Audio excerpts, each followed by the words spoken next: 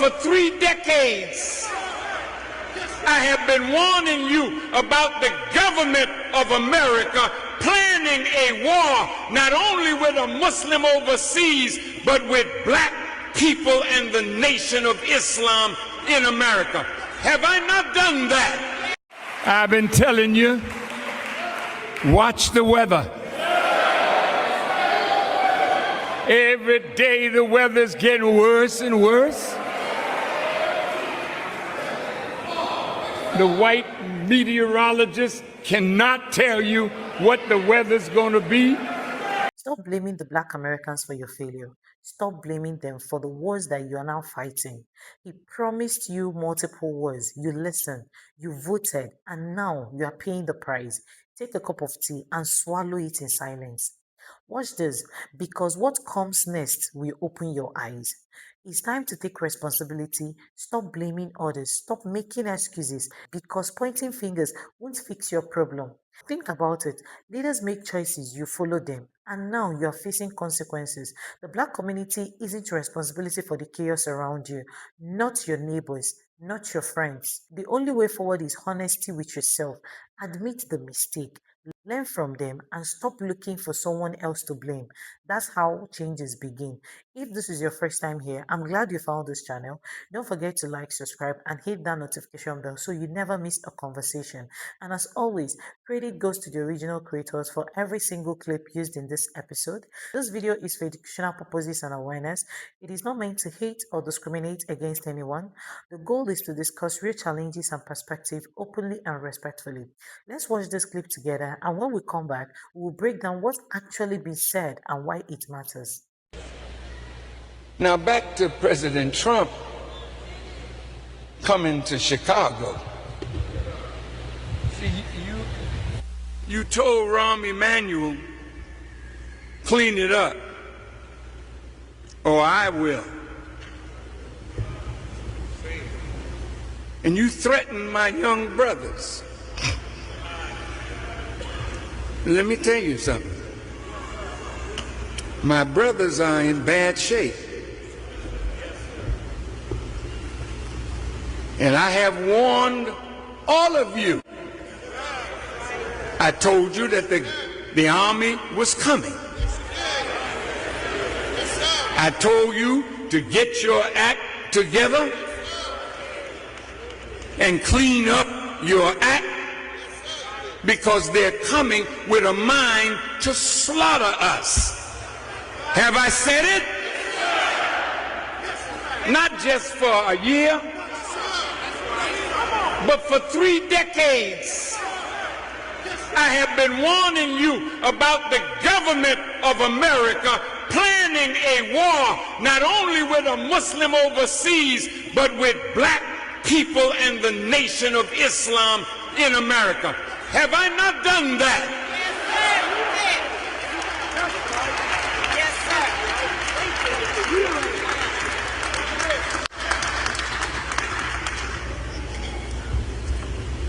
Now, Mr. Trump, you can come and you can bring your army. But if you read this book and know what your people have planned and are carrying out against young black men, then you come. But I'm going to warn you, Mr. Trump, this is not a forsaken people.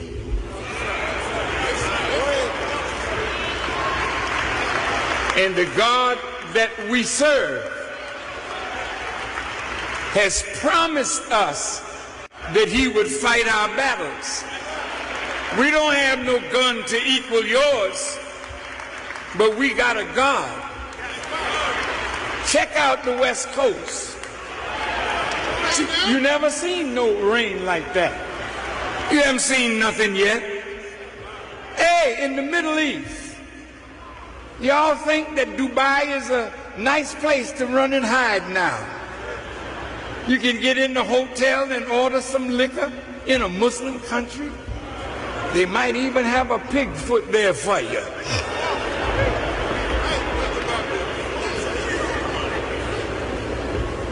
But they woke up one morning a week or so ago in Dubai with 10 inches or 10 centimeters of snow on the ground in the desert.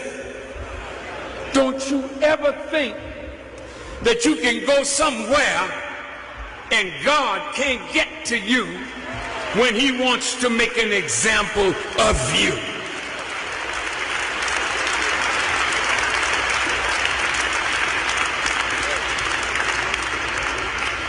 So I'm saying to Mr. Trump, not being disrespectful, I'm going to talk to you about him now. Who is he? You can come, bring your army, but if you slaughter my little young brothers, watch what God will do for you, Mr. Trump, and for the country that you said you want to make great again. That's not going to happen, Mr. Trump. America will never be made great again. Her days of greatness are over.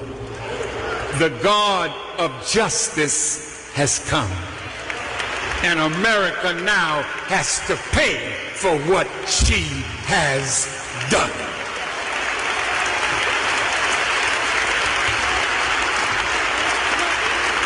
See, you're not a slave no more. I traveled to Cuba. Oh, Farrakhan, you went to Cuba? Yes, I went to Cuba. Well, you have to register. You have to do this with the government. I said, I'm not no slave. I said, I'm a free black man. I go where I want to go, when I want to go, with who I want to go with. We're going to have to take that kind of attitude today. Either you're free or you're a slave masquerading like you're free.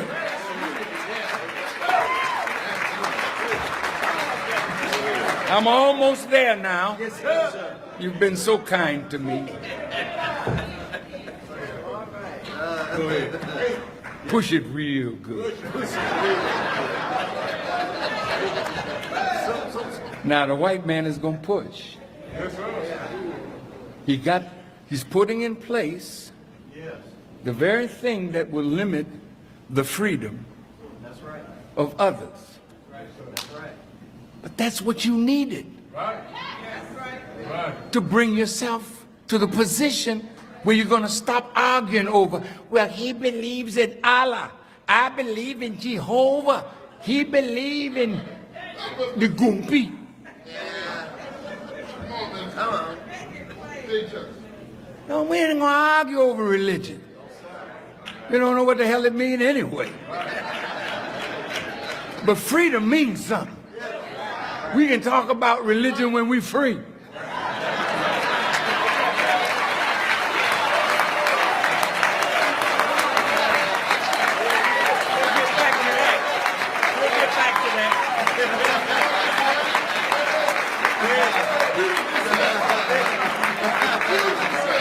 So, my message to Mr. Trump, push it real good.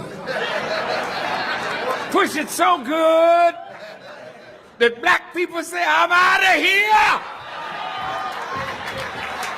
I can't take it no more. But where are we going? Where are we going? Oh, shut up. The earth is ours. Talking about go back to Africa? Yeah, we could go back to Africa. But we paid a price for this.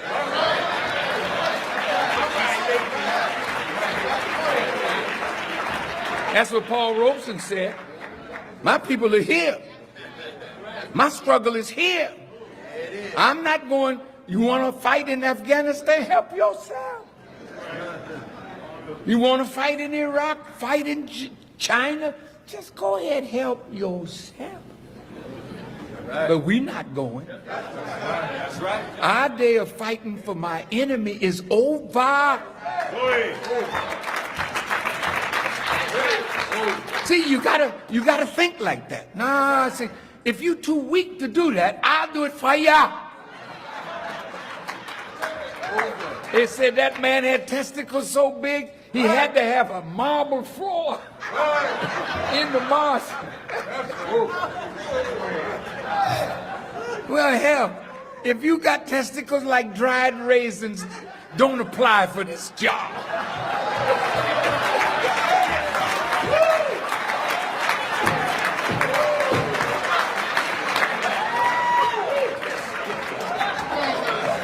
This is a job for men and women with strength and fortitude. We got to take control of where we live. All the organs of power in the black community, we should own them. We should control them. What you got to say about that, white folk? Nothing. We don't want to live in your community. We want to take our own community and make it a decent place to live. We want to make it safe for our women and children. And yeah, we'll take the schools in our community. Get out! Ever ascended to be president without the permission of God?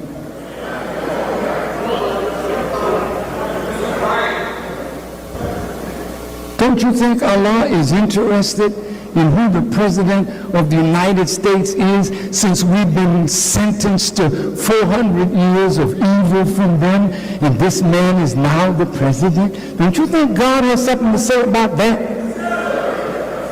But the question is, what does God say? Because he's been appealing to you. Come out. Come out of her, my people, that you be not partakers of her sins and her plagues, for her sins have reached unto heaven. Come out! Not me. This is the way you think? Yes, sir. Where would we go? That's right. Well, God, I don't trust you. But you trust a man that's been lying to you for 463 years? But you don't trust me? If I promise you land, do you think that I don't have the power to take the land from whom I please and give it to whom I please? That's easy for me.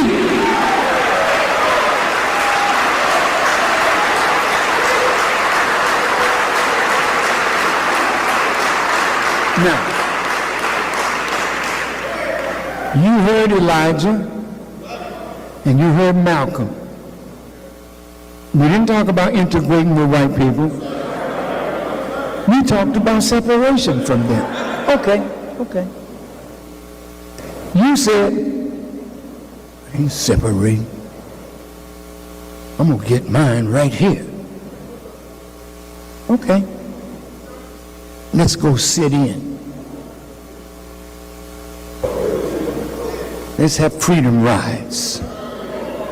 We're going to march. And they whoop the hell out of you, put you in jail, cattle prodded you, and 50 years after Martin, where are you now?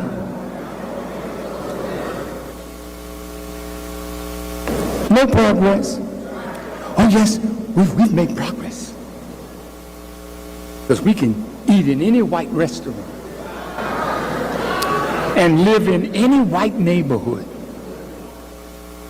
We paid a price for this. But every time you moved in, they were angry, they moved out. Every time you made advancement at their expense. Listen to what I'm saying now. Everything white folk conceded to us, you called it a victory. they called it their defeat. So when Mr. Trump came to power, he's the savior for the alt-right. The little white boy that you call a cracker, that's Mr. Trump's very faithful follower. And we done tracked Mr. Trump down. His father, Mr. Trump's father, grandfather, came to America, you know. He wasn't involved in the slave trade. He wasn't involved in Jim Crow. He just was a German white man who saw in America a way forward for himself. He had a son, I'm talking about Trump's father. Trump's father built Lefrak City in New York. Black folk couldn't rent in that place. Trump loves white people. He'll pat a black man on the head and maybe pat you on your behind.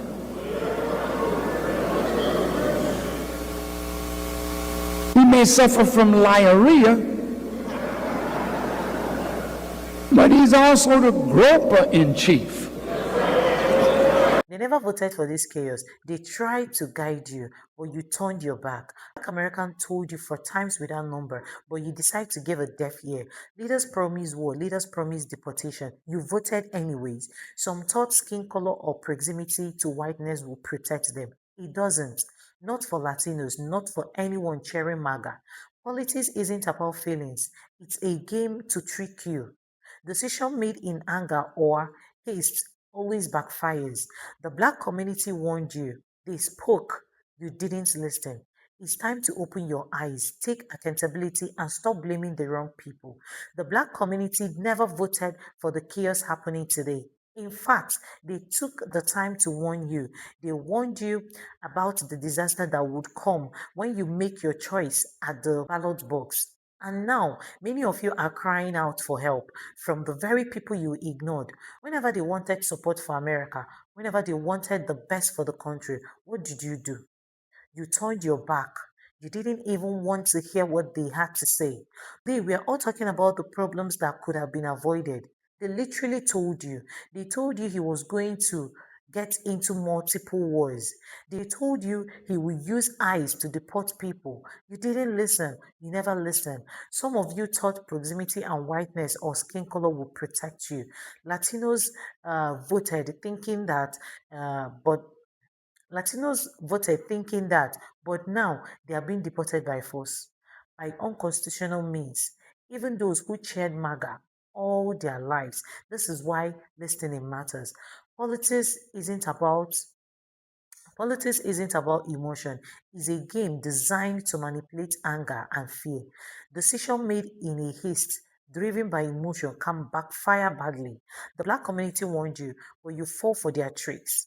Now it's time to open your eyes, take accountability, and stop blaming the wrong people. If this hit hard, like, comment, and share your thoughts. Don't forget to subscribe. More truth is coming, and you don't want to miss it. See you in my next post. Louis Farrakhan gave a serious warning concerning Trump and America, and literally everything he said is coming to pass, because we all are seeing is from the clips that you've watched, from everywhere, from the things that you've seen about Louis Farrakhan. You will notice and see that he has been saying this. What is happening currently in America, Louis Farrakhan has been saying it over and over again, but nobody listens. Nobody wants to hear. And even at the long run, Black American also said it, that this is going to lead to this. So many people will be deported. A lot of things will happen. There will be war. There will be war between countries. And now we are facing it. Now people are witnessing it. Now all those things that are being said are now happening. How do you expect to remedy this? How do you want to remedy all these things?